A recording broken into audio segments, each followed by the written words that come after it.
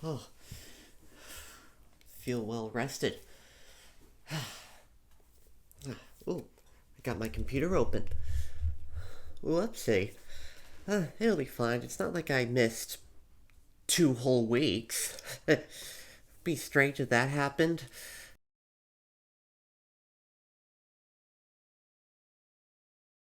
Oh no!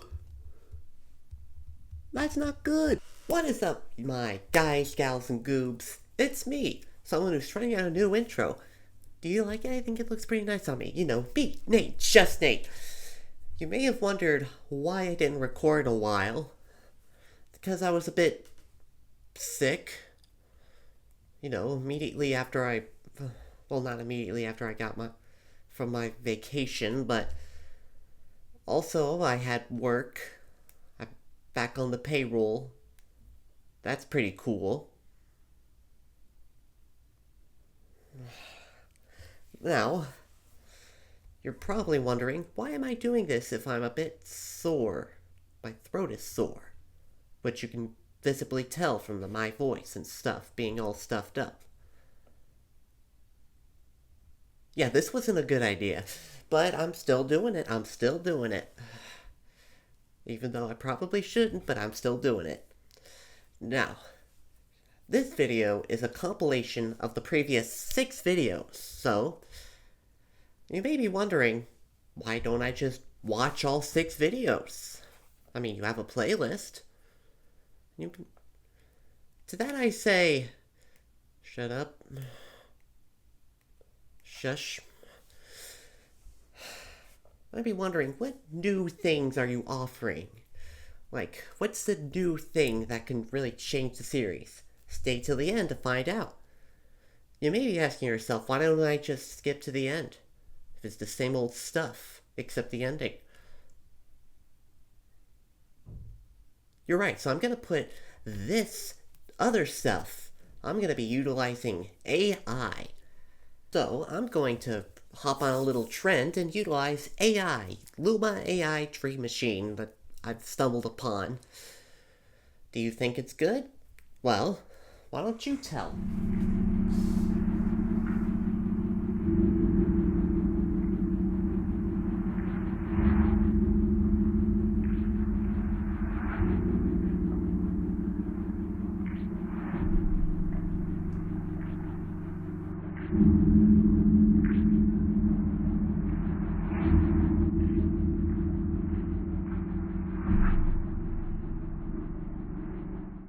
Wow, that was terrible.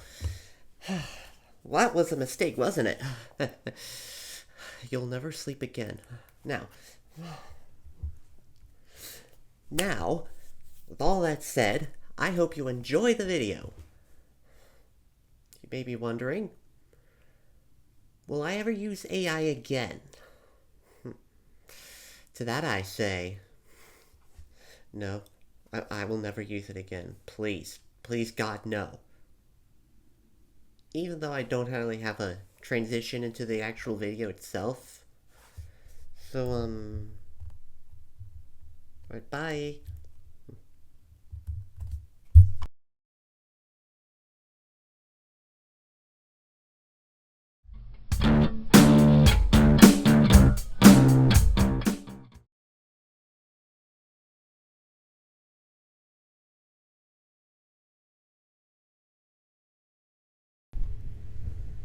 In the infinite sea that is the multiverse, anything is possible, exists somewhere.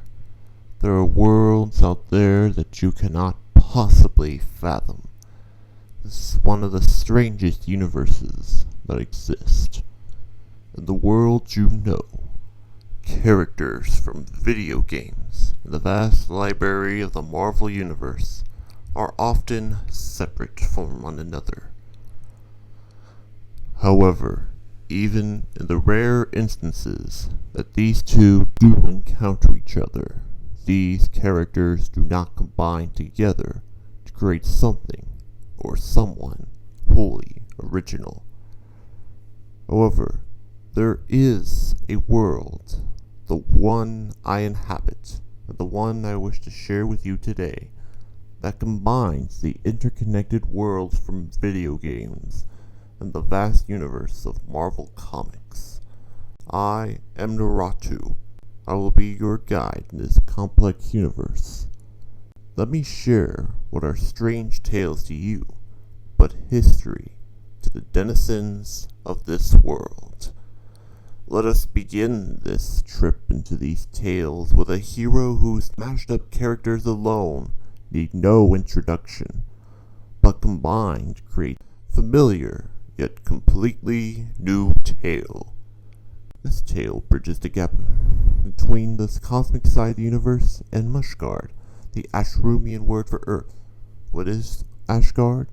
Well, before we fully cover that, we must talk about a man named Donald Martinet. He was a normal plumber in Brooklyn that had severe memory problems. While he is generally good at remembering things, his life before becoming a plumber is hazy at best. His first memory, at least the first he could recall, was waking up in a cave in Italy. He could not speak the language of the people around him. He did not hold even the lowest form of their currency. He did not even have a shred of identification on his being. He therefore cannot hold a job there, let alone truly function in their society. With these factors combined, he decided to pass out on a beach. It was there that he was discovered by 3 individuals. The first was Professor Eric Gadd, a somewhat controversial figure in the scientific community for his comments regarding the supernatural. Next was Dr. Daisy Lewis, a political studies graduate that approached the group after a supposed UFO encounter. Lastly, there was Dr. Peach Fostool, an astrophysicist that had sent for this expedition once it was reported that an unusual weather event was happening on the peninsula. Once Donald was discovered, he was given a second chance to start anew in their home city of Northland. Once the expedition was called off, they immediately left for a flight home. Thorio then mistook any memory of him having a hammer as him working with tools. This eventually led him to pursue a career in plumbing. Once he passed his master plumber test, he was invited to come with them for an expedition to explore newly discovered Norse relics in the area by the Italian cave he had awakened in. Whilst exploring the area, Donald finds himself in a familiar scene. He had found what he was searching for, the cave he had seemingly spawned from. Inside, he found a stick, usually placed one. When he picked it up, he regained not only his memories, but his powers as well, all of which belonged to the Norse lightning god, Thorio Rodinson. He can now recall everything in his life, including the events that had transpired to get him in this situation. In the first place, he was banished from Astrum after Wallo Keiji, his treacherous half-brother, tricked him into attacking Malatanga and the Dark Saracels. This resulted in both his memories and powers to be stricken from him and sealed inside his hammer by his father, Rodin. Unfortunately, that was the only powerful item from Thorio's homeworld that was in the vicinity. Dr. Fostel happened upon another Ashrumian relic in another part of the site. It was no ordinary item, however, but it was an entire structure. She found it quite strange, and not only had she never seen anything like it, but there was an odd crimson liquid held within.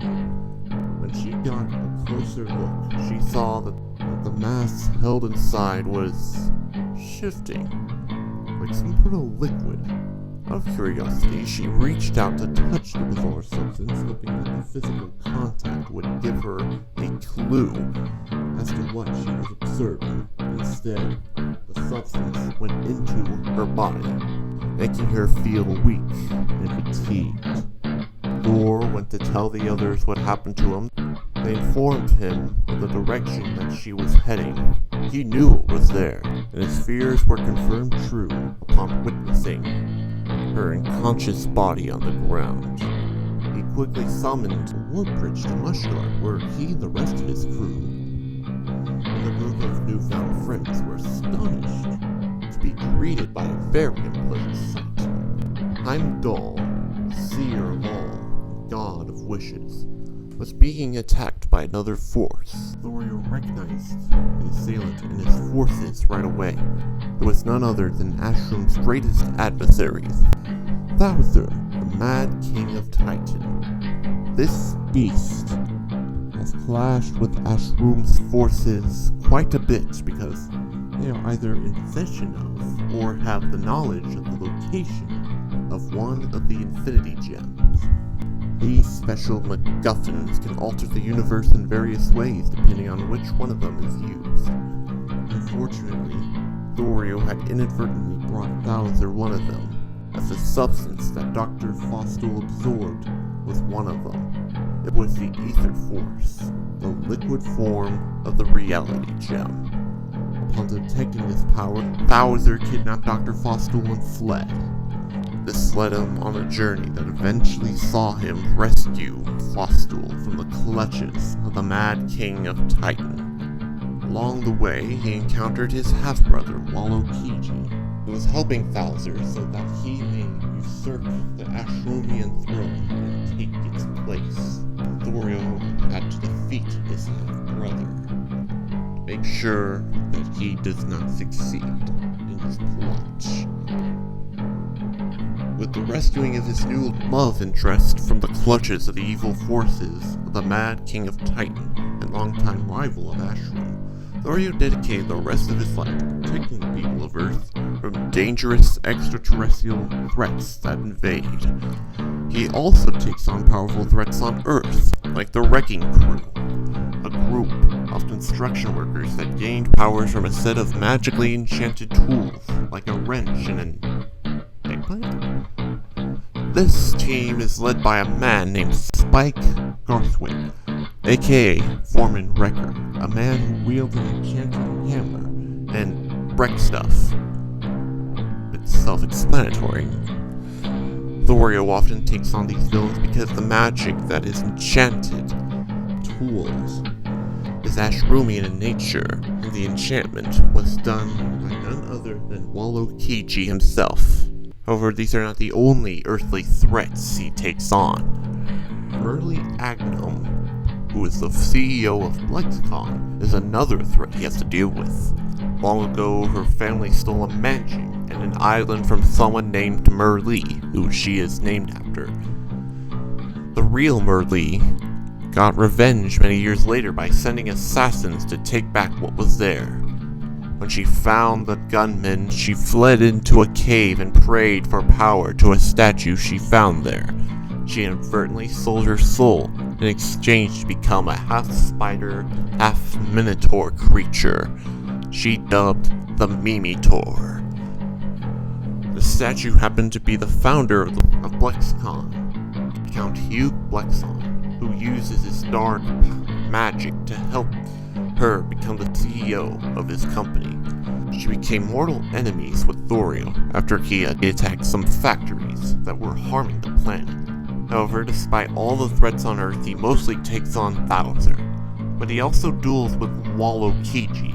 This purple-clad god of mischief often teams up with another villain, who is very strong, invincible, and likes things of high value. However, his story is for another time. I hope this profile is informative. I apologize if it's not formal as you thought it would be. I shall make many more in the near future if they pique your interest. Hi, it's me, A guy that realized that his face was expressive enough for YouTube, but didn't take into account the voice. You know, me, Nate, just Nate. I really hope you like this video because it took a long time to make. Trust me. This is something that I've been wanting to do for a while now. So, you know, please like, subscribe, you know, all that stuff. You've heard the spiel before. The plan for this series is releasing 4 these things at once, the hero and villain packs. However, the first one, this one, that's gonna have 6. Yep, that's right. You know, for the Avengers. Who will they be mixed with? Stay tuned. Find out when they come out. Haha. You are going to love what I have done. These are... Oh, and if you think this combination is weird, you have not seen my ambitious and experimental stuff yet. Oh boy. You are in for a treat. Anyway, my inspiration for all of this, for this channel, is Popcross Studios and the Seternal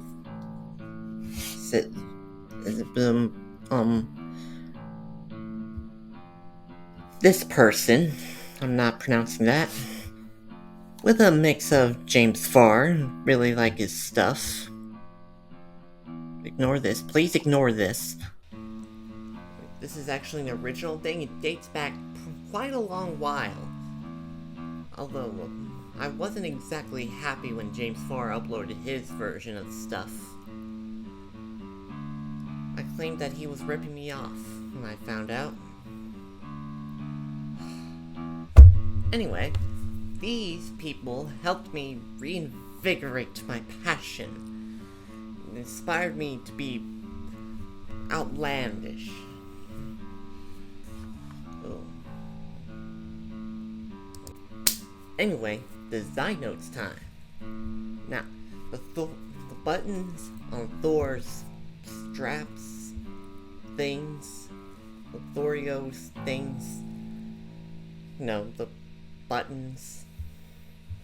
Can you call them buttons? I'm not sure if they are buttons, but those round things are meant to, you know, they're taken from the original comic design, the chess pieces.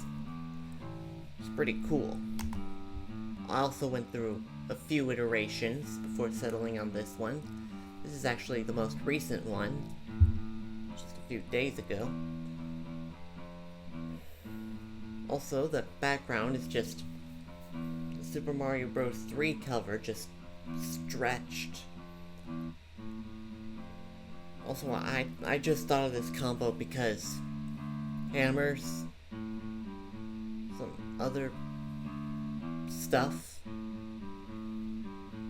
Anyway, let me know in the comments below if you like this video because I am so hoping that you have. Alright, until next time, bye!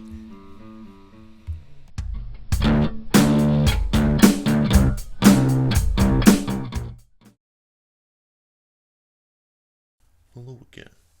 I see you're back for more. It appears that my previous story has successfully intrigued you. Do not worry. I shall deliver another tale to the best of my abilities. Let us dive once more into this amalgamated world. Here, we see one of the strangest inhabitants of this world. Initially, people wonder, is he man, monster? Is he both? The answer, which would be revealed soon after, lies in the latter option. Dr. David Cannon was a world-renowned scientist. His girlfriend is Diddy Cross, daughter of General Gradius Crankybolt Cross. He was experimenting on himself in a secret facility with gamma radiation and accelerators. He was recreating a hero serum used long ago called the Super Airman Serum. He chose to experiment on himself because he was quite confident in this process, even under the threat of his funding being cut. Even still, he was quite scared of what could happen to him. He saw his life flash before his eyes as the machine whirred into motion. He thought all the way back to why he thought he would survive this exposure to gamma rays. In his youth, he was exposed to various chemicals. This is due to the fact that his father, David Canner Jr., was a chemist.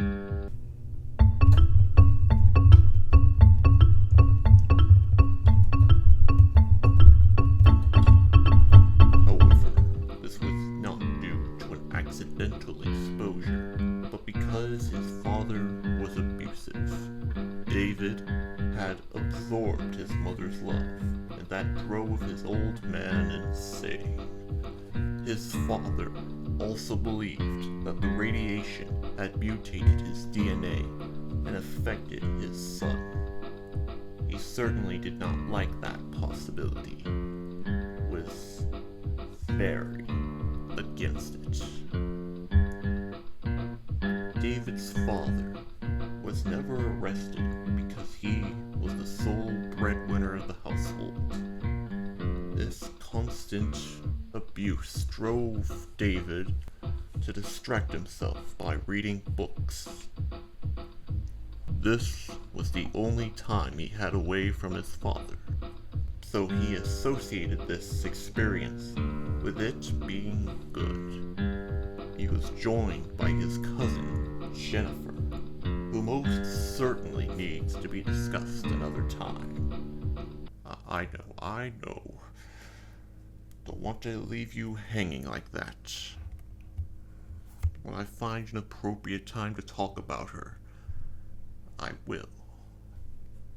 David's life changed forever when his mother was killed by his father's rage-induced assaults.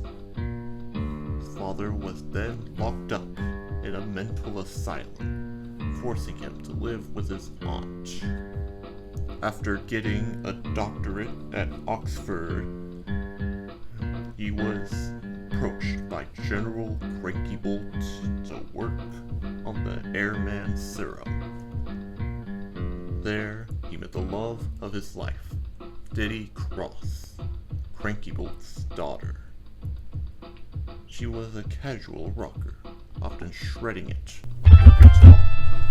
This affection resulted in her and her father to be present when Dr. Canner performed the Super Airman experiment on himself. This leads us back to the start. And boy, did he not anticipate how this moment would alter the course of his life forever. The process transmogrified him into a gigantic green brute. It went on a rampage in the lab. While no one was hurt, nor was he publicly seen causing destruction, he still felt he was too dangerous to be in society, and went into exile on a tropical island off the coast of Brazil. While there, he learned more about his abilities. In his altered state, he gains a green hue to his skin and fur. This form is also a separate personality, meaning he remembers nothing in this green state. His clothes are torn in such a way that the tie somehow fully remains intact, strength is so incredibly vast that, in theory, he is able to crack a continent or punch the moon out of orbit if he so chooses. The most important takeaway was that, when angered, he transforms into his monstrous state, meaning he has to keep calm and never release his aggression under any circumstance. Over time, he learned to maintain his composure through various relaxation methods. However, even a genius scientist like him knew he couldn't keep this up forever. Unfortunately, that day came when he was ambushed by a mugger.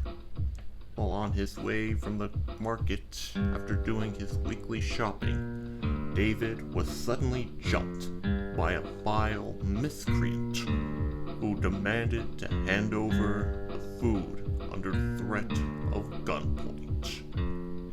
There were many factors that led to David's subsequent outburst. One was simple. He was tired of hiding his anger. Months of repressed rage were unleashed finally upon the felon.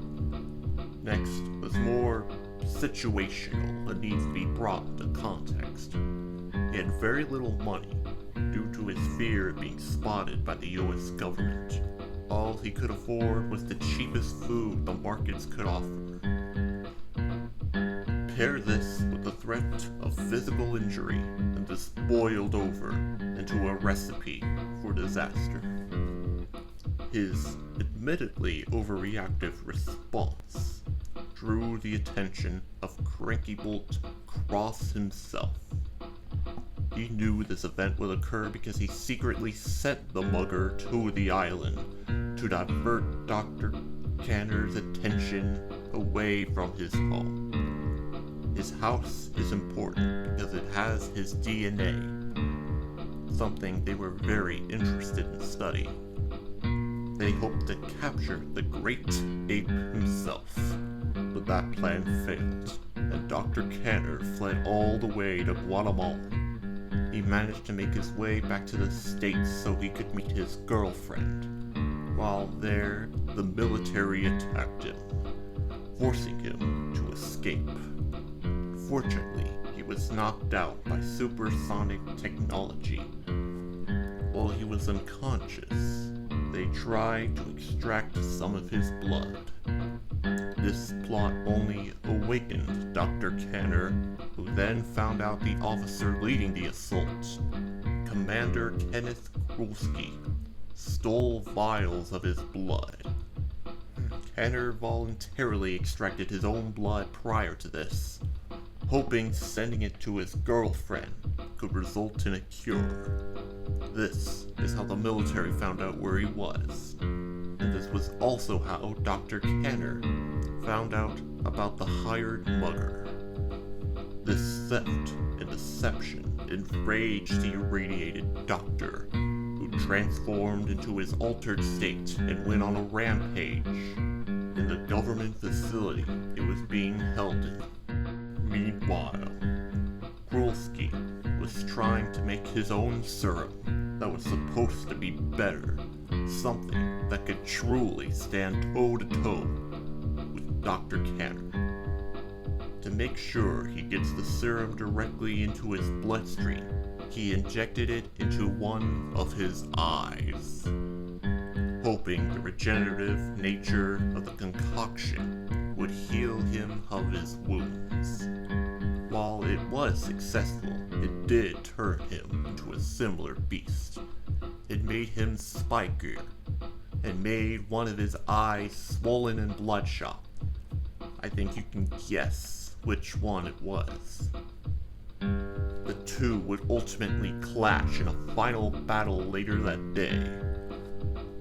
One which would be seen by the public. The two would practically tear at each other, as well as the surrounding urban landscape around them. They used whatever debris they created to use as weapons against their opponents. Fortunately, the military had cleared the area an hour prior. under the excuse that the air had become polluted due to a classified military weapons experiment gone wrong. They weren't entirely wrong about the weapons experiment. People did see what was truly happening on the news, but the government denied what the two entities in the footage were. Various news outlets gave the two nicknames instead for the dueling duo. The two that would ultimately stick were the King Croc Abomination, a name given to Krulski's monster estate, and the Hulking Kong, the one given to Kanner's form. Fortunately for Kanner, his grand fight against Krulski helped him win public favor after his cousin helped him with PR image. That of being a sympathetic Jekyll and Hyde figure that wishes to do no harm to no one innocent. Yeah, I know, I mentioned the cousin again. I know, but I'll get to that at a later time, okay? I promise you, it's coming sooner or later. Not sure when, not sure where, but it is coming.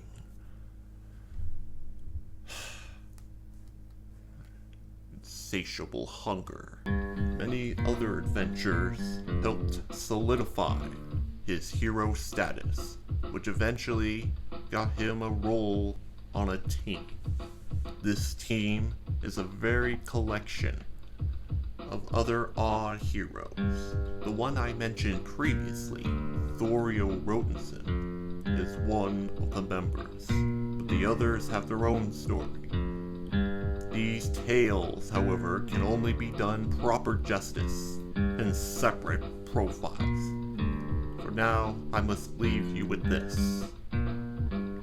Oh, if you're wondering what the team name is, let me give you an answer. Its name is the Avenging Fighters. Things are gonna get more interesting after this point, I guarantee it. But, of course, such interesting events can only be done proper justice, like I said, in a separate profile. Now, I must go.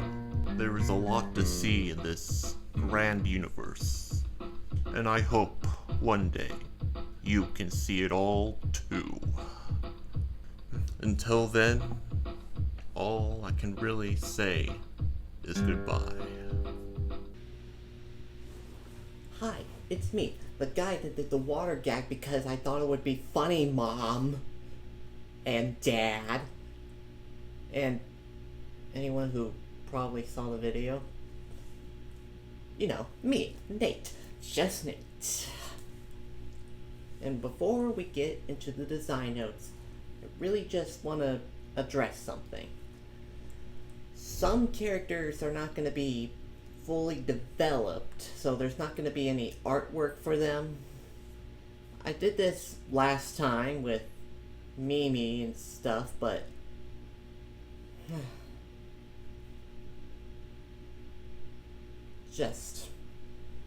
I just have to address this. Just wanted to get it out there. Alright? Mario RPG fans are probably disappointed that I just briefly mentioned the Geno mashup. I didn't do any artwork for them. I will do art. Well, not will. I have done artwork for others. They are expansive enough for their own stories. Who are they, you may ask? Stay tuned.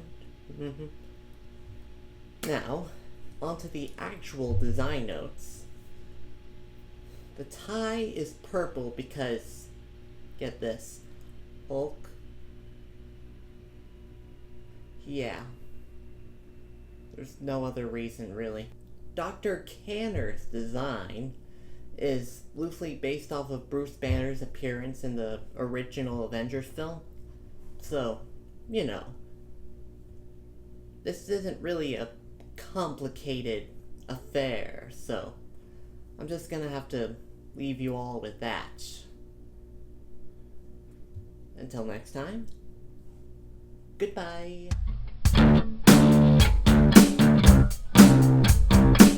Most heroes start their journeys with honorable intentions. However, Sonny Hark did not, but became one all the same. He started out as just a Marvobian who gambled his father's fortune away. What is a Marvobian? Well,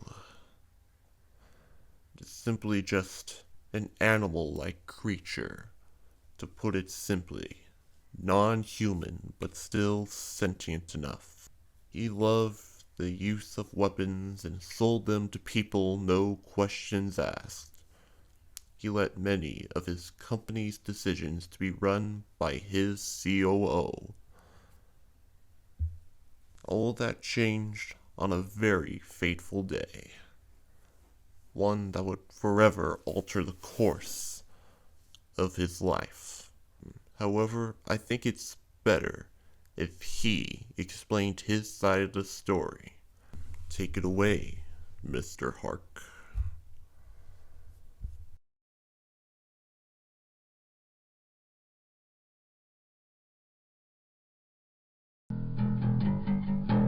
I'm Sonny Hark, the COO of Hark Industries. I got that position when my father, Alex K. Hark, tragically died in a car accident. He was a great inventor, something I clearly inherited from him. Seems to backfire when I got kidnapped by some terrorist group called the Chaos Rings. They wanted me to make weapons, something I was showcasing before I was caught. Another inventor, named Professor Ho Acker, saved my life by building the reactor you see here. He then helped me to escape, but he gave his life to do so. This event is the reason I focus on speed, because it can prevent stuff like that. It's also why my AI Jarl's avatar is based on Akar's appearance. That whole ordeal inspired me to make that Iron Hedgehog suit, and just in time too, because I found out my COO, Obadiah Nega, was selling weapons to Chaos Rings. He did because he's the grandson of the Egg Mandarin, who leads the whole group. Mr. Nega got defeated by my personal assistant, Amy Potts of all people. You probably know her now as my new COO. Perhaps her whole tarot card reading really was correct. You know, I often rejected her at first. She has been in love with me for years, but once she was convinced to get a job here by reading tarot cards, I just brushed her off, even after I got the suit. When she confronted me about it, I just told the truth. She was too much of a stalking fangirl. She eventually became a better person, of course, but... oh, sorry for the tangent. Anyway, you probably know what happened after all of that. I announced who I was during that fateful press conference, even though Gunshield didn't like it, because they wanted to cover it up. Didn't stop their director, Nuke Fury, from approaching me from co-founding the Avenging Fighters. Glad I agreed, because our team has really saved a lot of lives. We even saved the Earth many times, you know, despite my problems. Yeah, it's time to address the elephant in the room real quick. I have a very real substance abuse issue. Still trying to combat this, but I'm just drawn back. I'm currently seeking professional help, but now I realize that even with this, it's going to take a while to fully get over it. I just made myself sad. So to cheer myself up, I'm gonna tell you the strangest adventure I've ever been on. Some doctor guy, forgot his name because he isn't my usual mad scientist.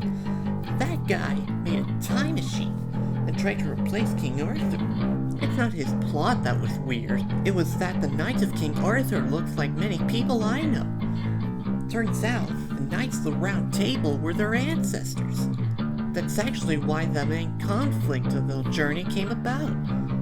He kidnapped King Arthur by mistake because he thought it was me. Then, after looking up the name later, posed as King Arthur and labeled me as a faker in a threat to the kingdom. After beating him, he sent us back to our time, ending this bizarre tale. No one believes that this happens, and... sorry, I should let someone else talk now.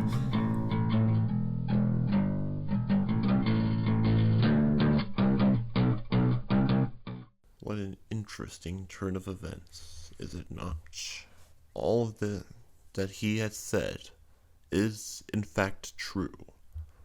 As hard as it might be to believe his latter story. However, once Sonny had dealt with the situation and bested the fake king, he was returned to his time. After that moment, the experiences shared stayed with the rivals, but the splintered path they had created has long since been erased from existence.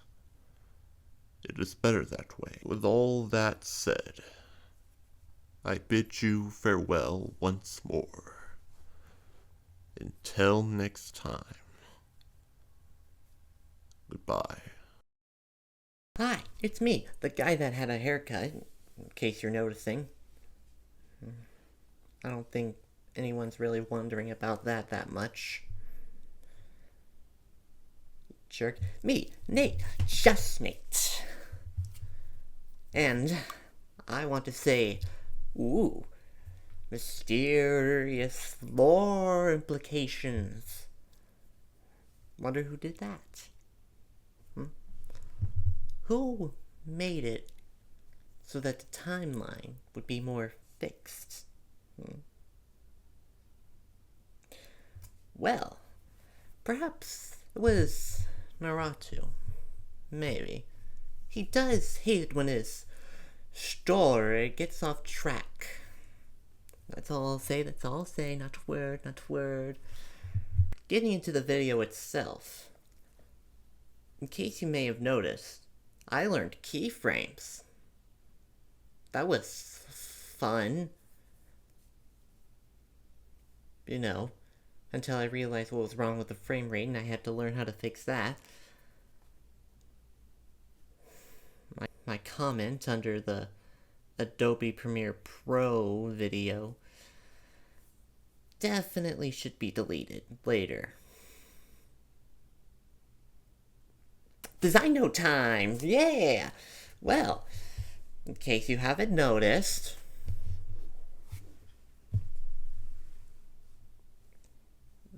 this is Sonic. He is a very lovely creation. I wanted to introduce him first, but it didn't work out. You know how the MCU introduced Iron Man first? I wanted to do the same thing here, but I thought I needed something, more recognizable.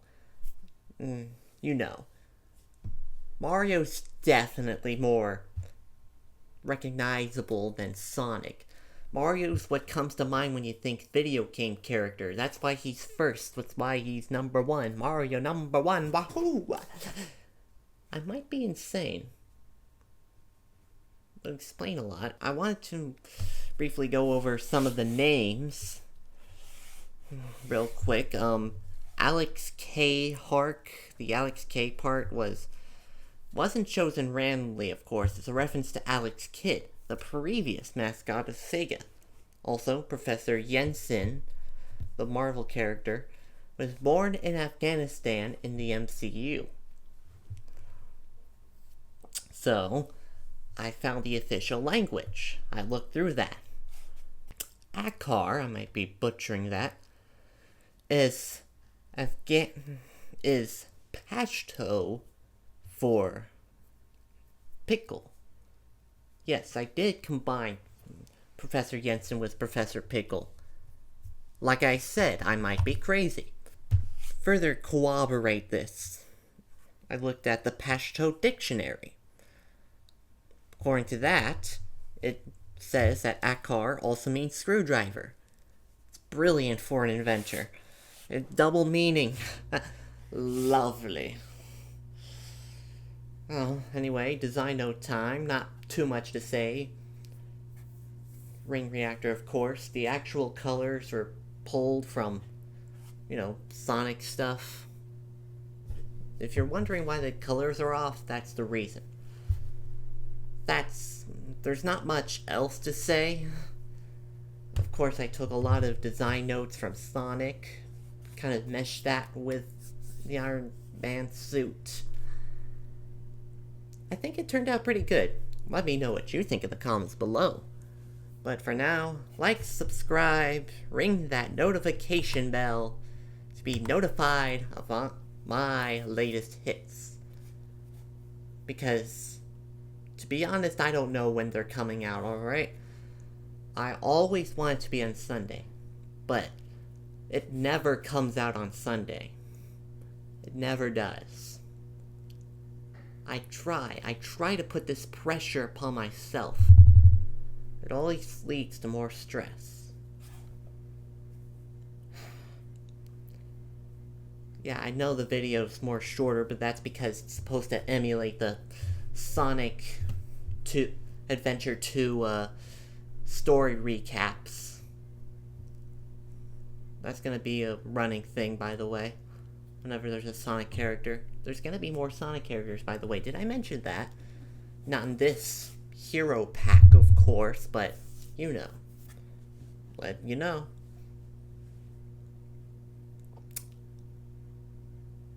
Till next time, stay safe. And that's all. Bye.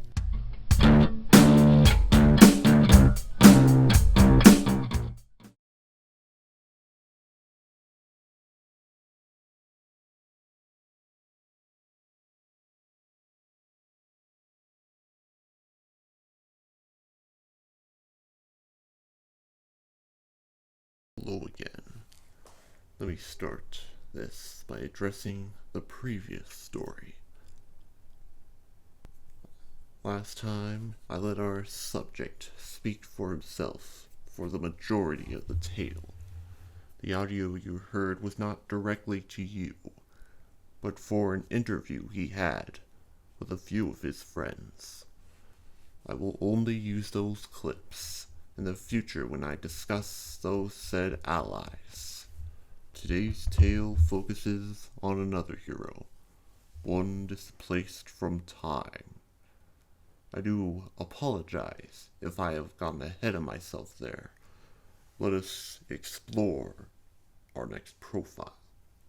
Although, to properly do so, we must turn back the clock from our modern day to an era that was a long time ago, at least by human standards. Seriously, that's really short lifespans. Backwards all the way to the year 1941. If you recall your history, which some of you may not, which is why I'm giving this recap, this was a time when the world was once again in horrific turmoil in the event known as World War II. Here, the Germans and the allies to the fatherland were attempting to divide the world amongst themselves.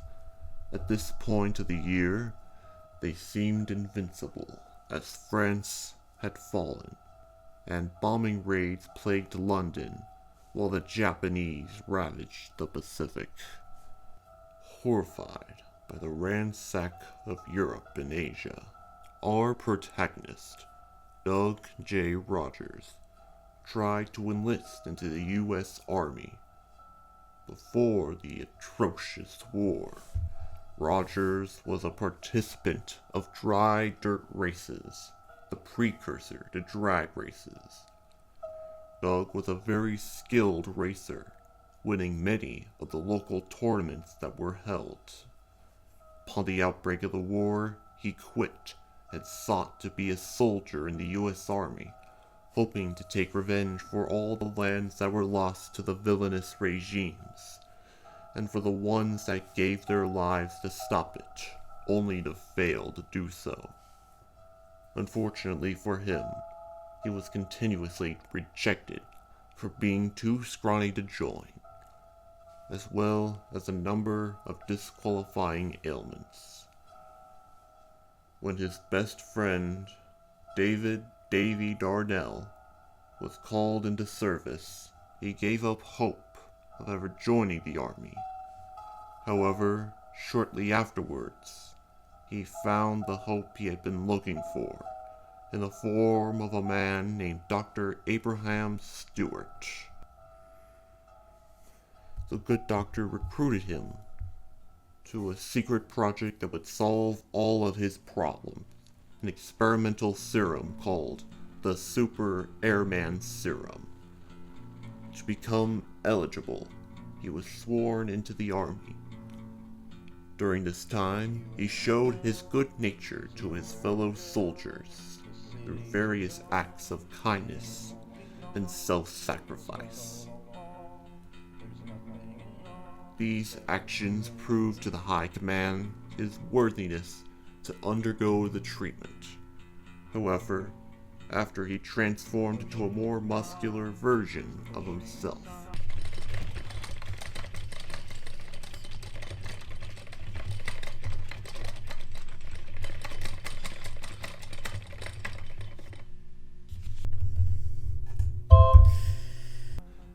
Stewart's machine exploded. Rogers managed to survive, but Dr. Stewart was unfortunately killed by the blast.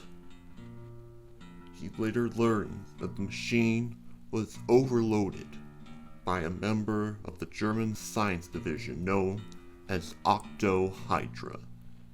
He later got a suit, one that combines the patriotic colors of the flag with elements that were quite similar to his dry dirt racing suit.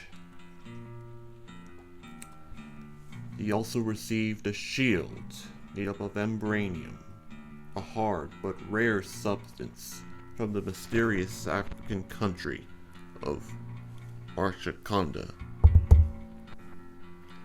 I know I have a tendency to introduce concepts that will be expanded upon until later, but I only say this stuff because the links between the two are at least somewhat combined.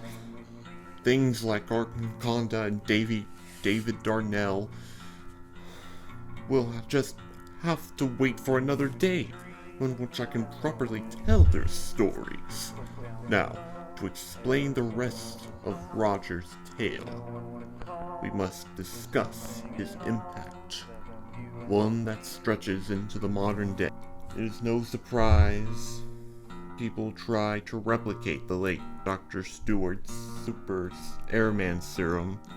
It allowed for super strength and durability so powerful it allowed him to survive in ice for over 75 years.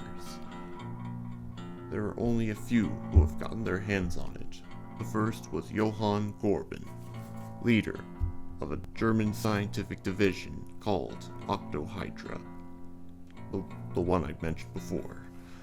Before he became the supervillain he is now, he was just a young German boy with ambitions of taking over the world and a fascination with science, which is a topic he pursued. He wanted to create a potion of some sort that would allow for immortality. During World War II, he served Germany's horrific regime and found his own science division. Secret, Octo-Hydra, the one I keep repeating. It secretly has the goal to take over the world themselves. When the German High Command heard of Captain Eagle's Super Airman Serum, they went to Gorban so they can try and replicate it. However, when he started working on the formula, the German government almost immediately deemed his methods crazy and dangerous. With this new restriction, he had to experiment on himself. He used a combination of science and long-lost Ashroomian enchantments, which resulted in him dying in a lab accident. However, the formula caused him to be almost instantaneously resurrected. The accident had left him without any skin on his face, as it was all burned off. He also gained almost super strength, similar to what Captain Eagle possesses. Yeah, I probably should have introduced Captain Eagle's name, but perhaps going this route wasn't exactly the best idea, but we're already in it, so oh well. Let's go back to the villain. Already had too many tangents in this already. Because of his condition, he adopted the villainous moniker of the Phantom Skull. He tried to create many more super soldiers for the benefit of Octo-Hydra, which required living, sentient test subjects. He did not have to wait long as he captured an American squadron who were trying to uncover the secrets of the shady organization. Unfortunately, the capture of this squad put Gorbin on Captain Eagle's radar, because the person leading it was Roger's best friend, Davy Darnell. This began the ongoing rivalry of the Phantom Skull and Captain Eagle. In 1945, Roger stopped the Phantom Skull from using Artem Zoda's fire field bombs, but the fight damaged the plane they were on. Rogers forced the plane into the ocean, but emerged over 75 years later after being frozen in ice. Already explained how he could survive that. However, Gorbin managed to make his way out of the water because the strange device he used to power his weapons was a magical wishing artifact known as the Cosmic Key to Babylon, aka the Tesseract of Babylon. He was instantly transported home, but he did not do so with the Tesseract of Babylon in his possession, leaving it at the bottom of the ocean. After the war, he secretly convinced many former Octo-Hydra workers who were working for Gunshield under Operation Paperclip to secretly take over the organization. His accident allowed him to live for a long time, enough so that he saw his scheme being discovered by a now unfrozen Captain Eagle years later. It caused the organization to split into two. One faction reformed Gunshield, while the other became the modern-day Octo-Hydra. The other person that tried to replicate the formula was a US veteran named John Black, aka US Shadow. He was a power-crazed maniac and injected himself with an experimental formula. Many people found a way to combat the good captain without the need for physical enhancements. One was known as the Mecha Hate-Monger. And see that he lives up to his name. This is a clone of the evil ruler of Germany during the time. You know who it is, but I'm not saying that horrid man's name. Ugh. Even though it probably already offended a lot of people already by showing the body. So, I feel like a hypocrite. He was created using the combined efforts of German scientists Artem Zoda and Horst Strauss. He uses a mechanical armor with many powerful weapons on it. He was born at the moment of death for the original that died at the hands of another wartime superhero named Jim Joseph, or J.J. Blazemond, aka the American Torch. Not to be confused with another burning hero, but that's for another time. At that moment, his mind was transferred and copied. The evil monster was sent to America so he can seize power and cleanse the land of impurity. I think you know what that means. Fortunately, Blazemond's grandson exists in the modern day as a similar superhero, though he deserves another time to properly tell his own tale. Thus concludes our tale for now. Tune in next time to see another combination, another odd story. You may laugh, but this, like I said, is history to the denizens of this universe. Until then, I must leave you with this. Goodbye for now.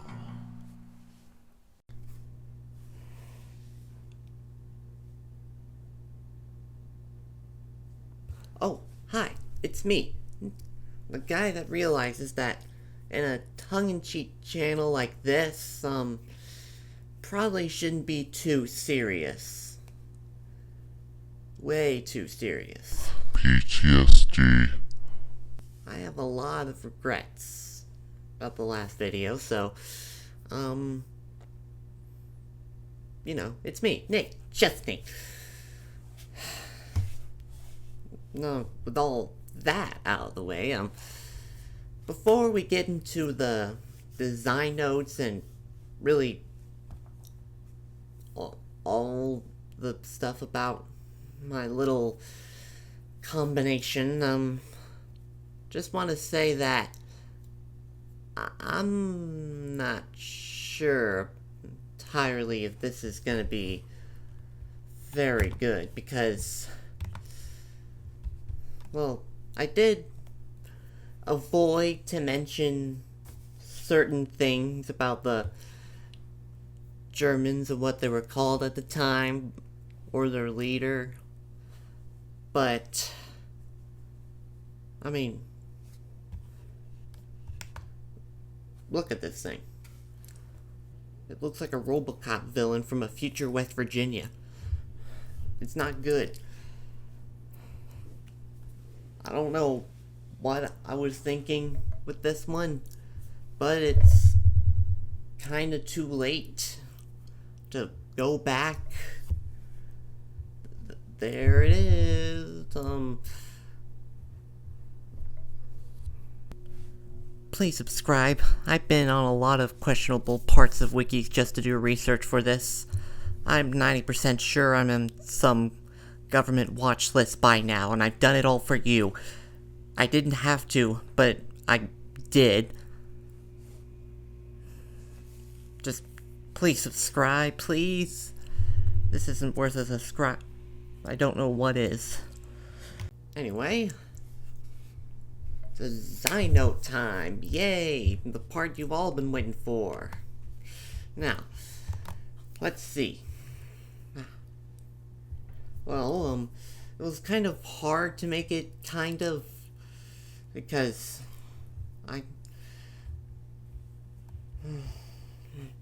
well, it wasn't that hard. I made the stripes on the chest, all the little part that buttons up.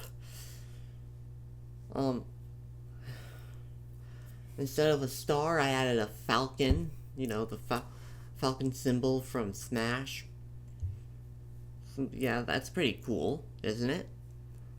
Also made the sports goggles like the ones that actual 1940s dry dirt racers wore.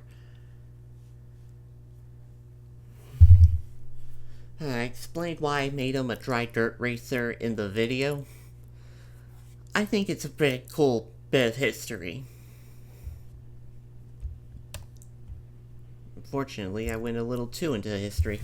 I know, I probably should stop talking about it now, but I just can't get over the fact that This was my design.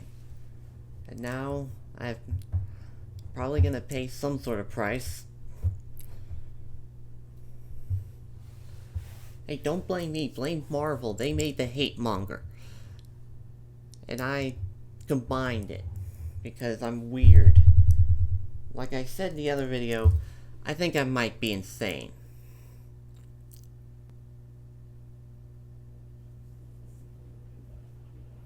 I'm just gonna go now.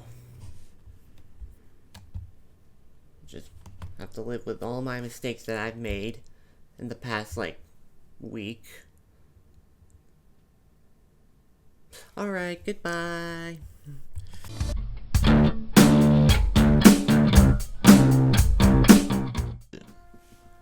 This time, we explore a subject whose past is filled with violence and secrecy. In fact, her very early life is such. Though it should be noted that her origin story is mostly unsubstantiated rumors and hearsay, for her age is unknown. You might be saying to yourself, Naruto, come on.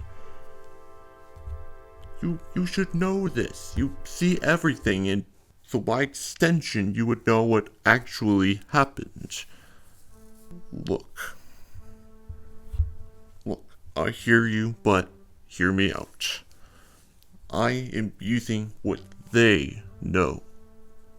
Sure, I've revealed some secrets, perhaps, but you should be lucky that I'm revealing those. Alright? I'm not going to spoon feed you everything. You insatiable glutton. Anyway, with my story, I get to do whatever I want with it. The story begins in Russia. The story says that she was found as a baby during a war. Discovered with Oleksiy Shoyl-Shelovkov, the Deep Code Guardian, who then adopted the girl. She would be named Iktasha Romanaka. Later, Shoy-Shelovkov married Marina Voswidov, a news reporter secretly working for the KGB. Her daughter is Oksana Shilova, who became Iktasha's new adopted sister. When she came of proper age, she was enrolled into the Ink Room, a secret facility located in an abandoned nightclub. This place is run by General Octavius Dejikov, who wished for his agents to carry out their tasks with as little deterrence as possible. That's why he sanitized his female soldiers, an act of surgical alteration that ensures that their biological urges do not distract them on their mission. The group was also brainwashed into swearing loyalty to the Ink Room and to their leader, Iktasha included. It was here where she learned to do martial arts at a professional level, as well as various other means of combat. She went through this entire experience with her sister, and as their skill set grew, so too did their bond. This is where she became the female fatale she used to be, the one and only Black Inkling. It was also here where she obtained her ink-based weapons, more specifically her wrist gauntlets. The ink is colored ink that was harvested from squids and recolored with various dyes. The ink not only provides strategical advantages in fights, it also serves as a motif that proves that they were the ones who did what they did in a mission. an unofficial calling card of the Ink Room, if you will. General Dezhikov is quite proud of the work he and his group of female soldiers do, even if it sometimes hurts him. Although people will have to admit that he and the recruits are still quite slippery to get a hold of. Now you may think to yourself, Naratu, this is a villain's backstory, but this is a hero pack. What is a villain's backstory doing in a hero pack? Well, if you would let me continue, then I will. She was originally a villain. As an agent of the Ink Room, she often comes into conflict with various other heroes, as well as the United States-based organization Gun Shield, led by Nook Fury. These exploits usually see her accompanied by another villain known as Hawkshot. She does this frequently because attacks often go better when she worked with him. Now, as for his story, well, good news for you. He will be covered next time. Stay tuned to find out his tale. Her conversion to her heroine status happened when she had to team up with Gun Shield. This occurred when she and her adopted sister and father tried to fight the organization so they could obtain some secret Russian intelligence that their opposing organization had gotten a hold of. During the fight, one of the Gun Shield prisoners, Dryhail Urfas, also known by the villain moniker of Grismaster, was accidentally broken out of captivity. This villain got his name because his appearance is very similar to that of a grizzly bear. With the power of teamwork, they all chase the furry fiend all the way to space, where they managed to defeat him. This experience, coupled with some encouraging pro-Gun Shield sentiments, convinced her to join the group. Her sister wasn't fully on board to join, but she agreed with many of the statements made. Her parents, however, were staunch opponents to this ideological change, and proceeded to fight their adopted children. The fight resulted in the pro-Gun Shield members winning. After this skirmish, she joined the organization. Her ink was replaced in order to distinguish herself from former old employment. Her ink was artificially made and multicolored, which contrasts the Ink Room's attacks because all of their ink is red, much like their motherland. She learned many things about the organization that surprised her. The main one that stuck out to her is that they also use news reporters that secretly work for the government. Unfortunately, just like her mother, she would later come into conflict with one of them. However, this is not entirely due to an ideological change, at least not one that was intended by her. However, in order to have her story done proper justice, she would need to have her own profile. Don't worry, she and all the other ones whose story I've promised to expand upon later are having their stories told another time. Just have patience and faith that I can deliver, like I have delivered now. With all of that said, I must depart, for this tale is now at its end. Next time, we shall have cohesion, as all that I have discussed will finally come together. Until then, I must leave you. Goodbye.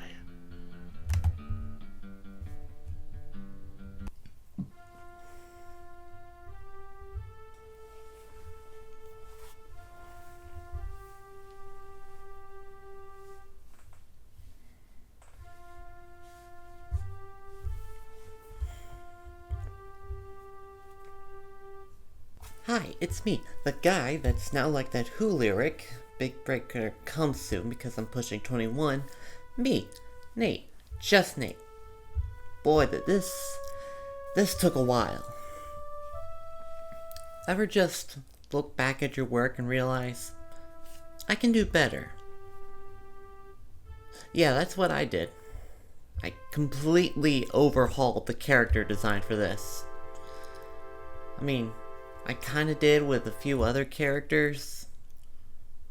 Well, sort of. I did it with Thorio. Pointed out how he was different. Well, I did the same thing. Just look at the beta design. Yeah, that's just a generic Inkling. So, I went through some wikis and found a more meaningful Inkling.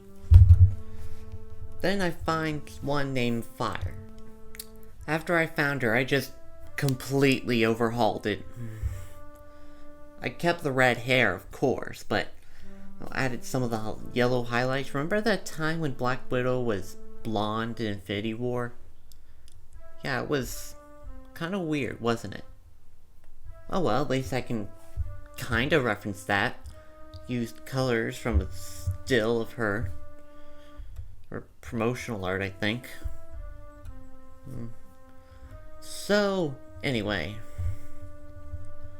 Now that all of that has been said, and I've explained why I took so long, here is the design notes and stuff. I think I did a good job. The gauntlets around her wrist, I made sure that they looked more at home than the Splatoon universe. So I just took colors from the typical splatter shot weapon. The logo on her thing was rotated sideways and with a circle in the background because it's very similar to a logo that can be found in the game. So, you know, a little reference there. The hair still has that intersection with a different color. Yes, she has 3 hair colors. I mean, none of them are really natural, but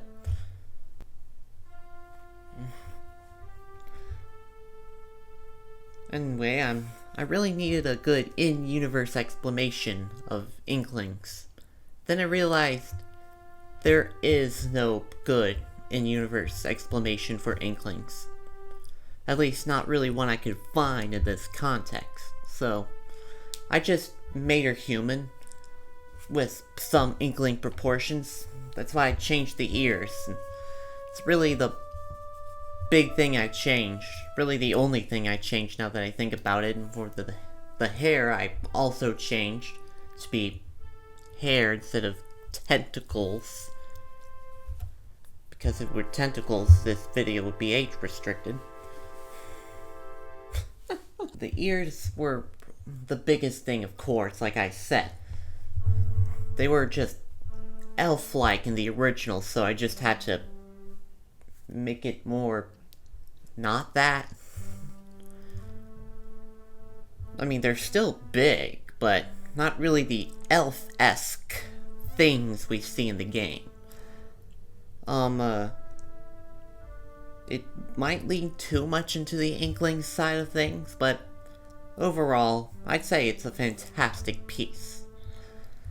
Also, the Russian in the Alexi's name, the mashup, it's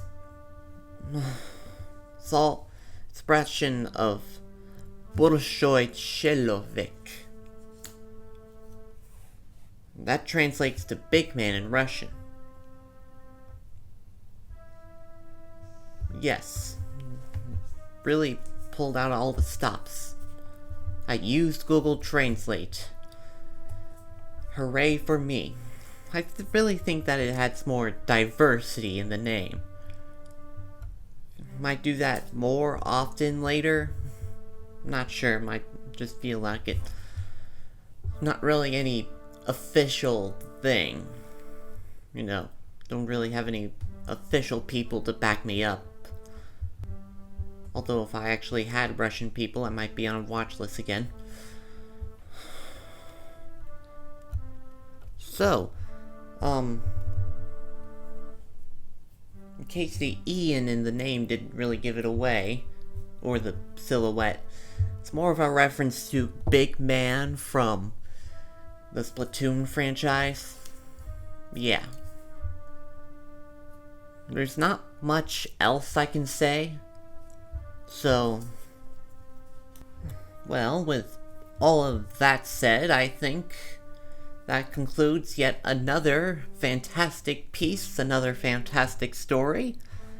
And, well, I will be seeing you next time. Bye.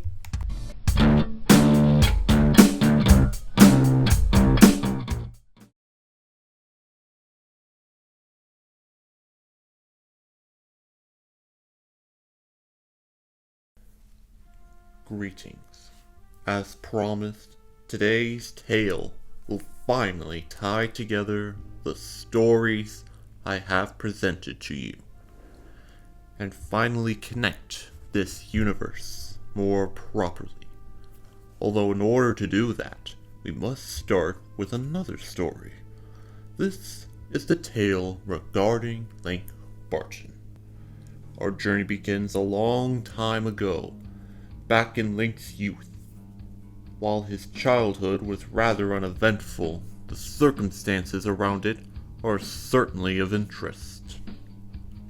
You see, this was over 100 years ago, meaning that he, like his future friend, is displaced from time.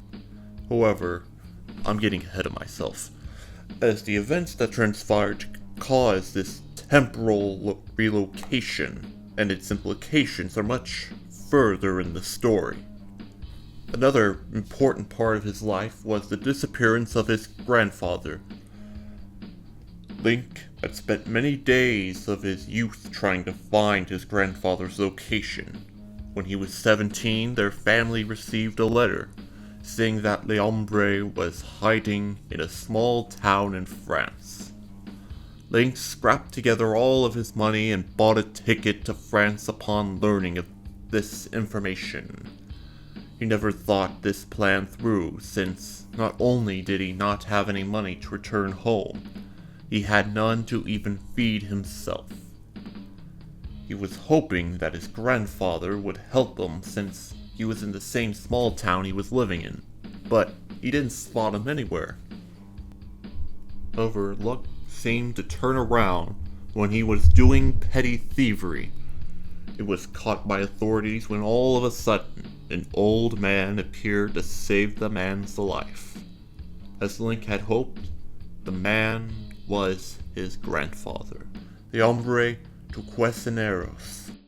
Since Link was forced into crime by his lack of hindsight, he was trained by his grandfather, who went under the moniker the Master Swordsman, in the ways of combat and archery. He soon donned the moniker of Hawkshot. During one heist, where they were raiding a museum of ancient relics, they accidentally triggered the alarm and were forced to flee for their lives with only one item. They soon found themselves in a cave where they encountered a mysterious villain known as Calamity. It turns out they had stolen something that would have helped him in his schemes, so he sealed the duo away for 100 years. They would be awakened by a member of the Guardian Units of National Strategic Homeland Intervention Enforcement and Logistics Division, otherwise known as Gunshield. Yeah, that's what it means, by the way. Bet you didn't know that. I probably should have said it earlier. The agent that uncovered them was Agent 86, aka Sheepbird, although her real name was Zelda Morse. Once freed, he continued criminal activity working with Black Inkling until she was turned good by the powers of Gunshield. However, just like this new partner in crime, he too was also turned good by the organization. This was because of the conversion of Inktasha. He was tired of being a criminal. He was only forced to be one because of his foolishness, and it led him to be displaced from his time. However, now, he may have a chance. A better chance. One where morality isn't as foggy as it has been for him. With much consideration, he joined the group as an agent for them. He never regretted it, not only for the new moral stance he has, but because he got close to his discoverer, Agent 86. He fell in love with Zelda, who he later married, leading her to retire. The two of them settled on a remote farm that Gunshield set up for her protection. However, this peace wouldn't last long, as Gunshield, as well as the world itself, would soon be in need of his heroic services. Hawkshot joined in the heroic roster that was the Avenging Fighters. He was joined alongside Black Inkling, Iron Hedgehog, Captain Eagle, Hulking Kong, and Thorio, all of which were subjects that I have covered previously. That, ladies and gentlemen, is how everything is connected. The purposes of this entire tirade, every tirade I have spoken of previously, was all leading to this. To finally show you the heroes of this world come together. There are more heroes out there. This is merely the beginning.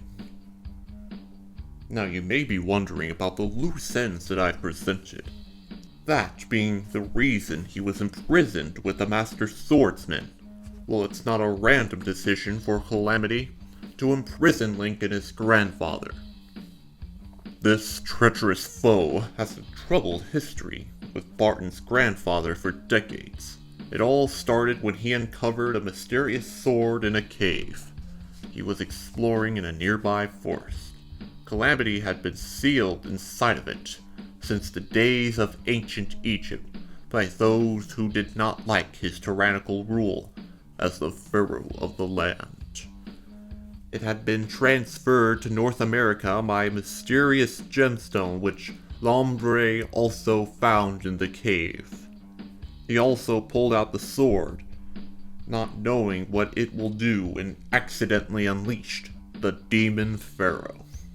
Calamity was soon enraged when he found out that it wasn't a loyal follower of his that freed him, but a normal, random human being that just showed up and showed more and more contempt of him as their initial encounter continued.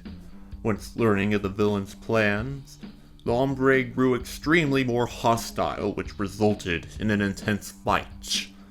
Using the same sword the Demon Pharaoh was sealed in, he managed to defeat the villain, but his demonic opponents swore to get revenge on all that he loved.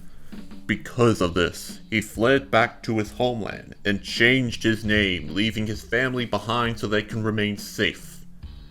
His real name is actually Jakiri Barton, who was actually born in France but moved to America when he was young.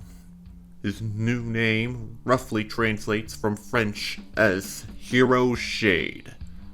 Well, the parts that aren't random French names, that is. He never properly explained why he left because no one believed him when he said that he ticked off an old magical Egyptian pharaoh that's now seeking to destroy him and everything he held dear because, let's be honest, If he said that, he'd be locked up in an institution of some sort. He did say where he was going, prompting his grandson to search for him decades later. I had explained that part more in detail earlier. However, L'Ombre had fallen on tough times since then. After losing his temper at a pottery shop, he had fallen into severe debt that left him nowhere else to go but a life of crime. Money doesn't grow on grass, after all. Using the sword that he used to fight Calamity, he performed various daring heists across France for decades.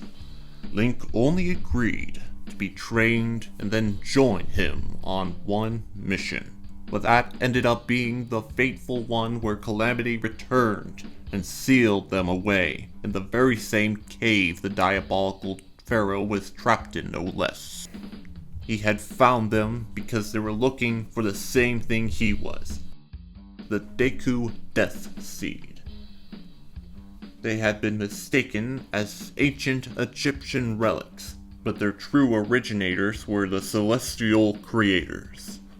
It is said that these horrific artifacts can eradicate inferior species in favor of the rise of the superior species. The caveat to this item is that the wielder's mind is warped by the seed in such a way that they see death as a beautiful thing.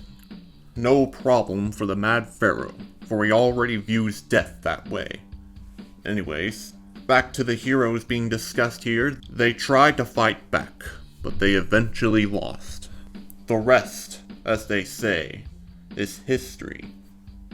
As for Calamity, well, he would be sealed away once more in something called the Ether Force, never to be seen again.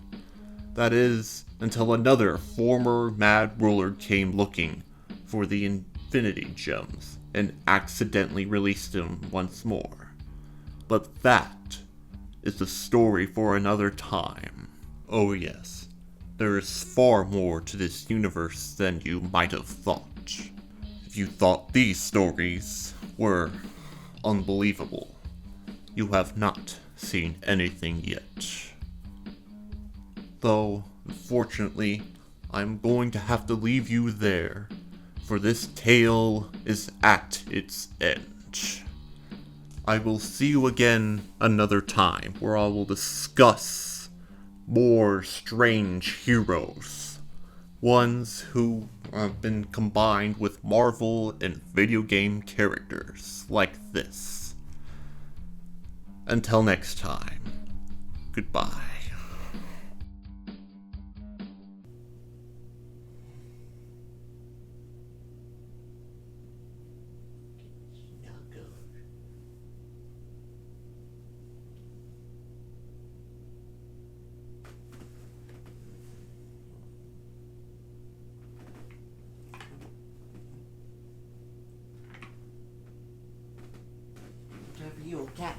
Hi, it's me, the guy that can't justify Inglings but somehow can justify anthropomorphic hedgehogs, manta rays, and apes.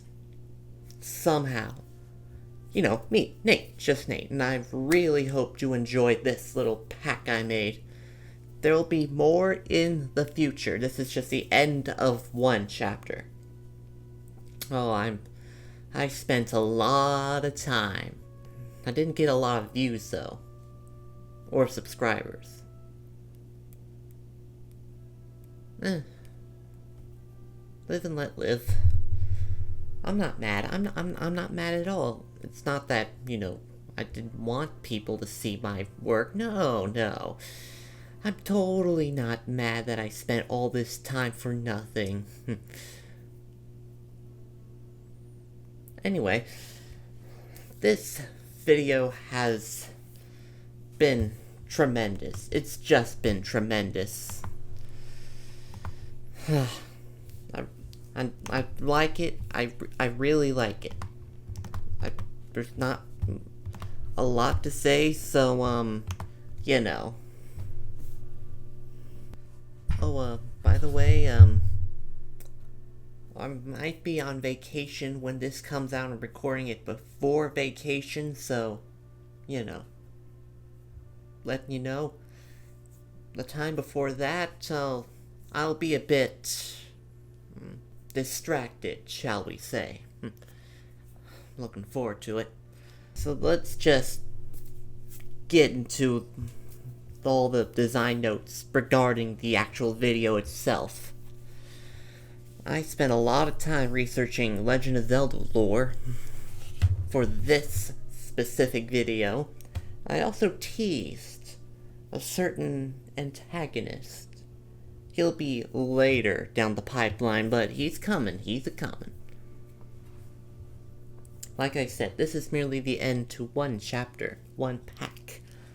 Quite a ride, huh? You know, Hero Pack, looking back at all the stuff I did. There's not a lot of stuff I did, but, you know, I will release Hero Pack 2 soon. It may contain stranger combinations than what you've seen previously. Anyway, here's some design notes because, my boy, this piece is what all true artists strive for. Anyway, his band-aids on his nose has a life heart on it.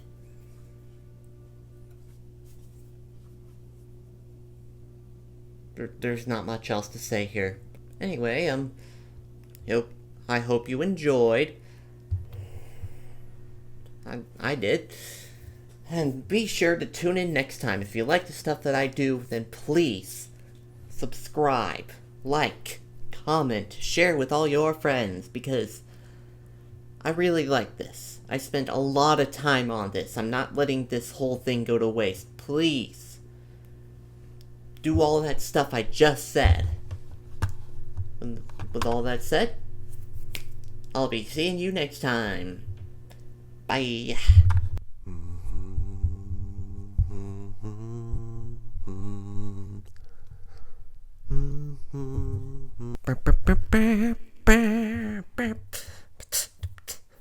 A rack man, hitting the head with a frying pan.